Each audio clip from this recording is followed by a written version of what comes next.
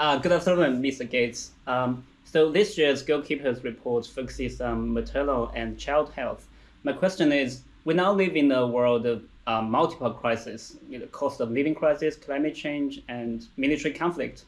So how can we convince policymakers and civil society to prioritize maternal and child health? Well, I think we can look at what should our priorities be, and the United Nations outlined those priorities very well with these Sustainable Development Goals.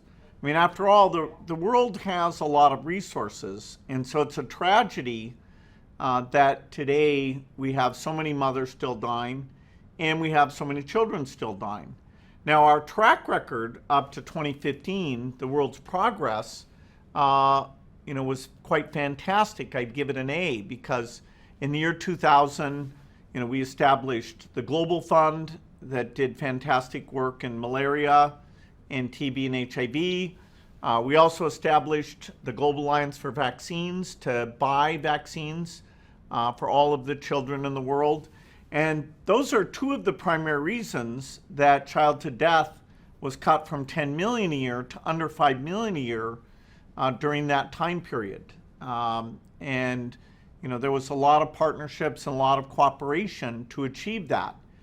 And there's hardly any achievement of mankind that measures up to that. I mean, that means 5 million children a year are surviving who would not have survived otherwise. And of course, we have more ability now to take that 5 million and cut it even more. For example, the foundation has shown that the HPV vaccine to prevent cervical cancer, that works with just one dose. And we have partners, including in China, making a very low-cost version of that vaccine. And so we can add that to the pneumonia and diarrhea vaccines that we got out in the past and that saved so many lives.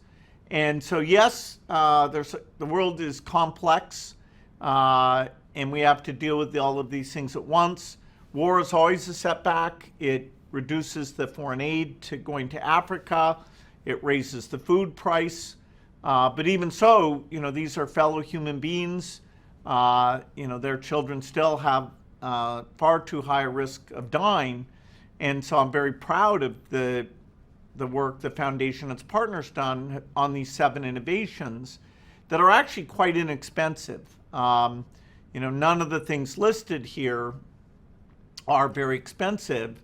And for example, for the intravenous iron, we will be reaching out to Chinese partners to say, okay, do you have ideas about how to make that less expensive? It's almost $50 in Europe today, but we're pretty sure we could get that to either 15 or 10 with the right kind of partnerships that we're just exploring right now.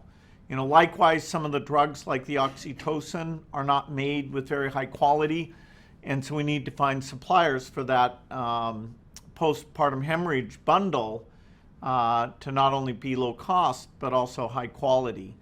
And, war is a huge setback, but, the magnitude of the improvements we can make for mothers and children are, so high, and the cost as a percentage of the world economy is so low that despite those things, we should be able to get back on track. And here we are halfway to 2030, and we find we're very much falling behind. And so, countries should help us step up and get back on track. Okay, thanks.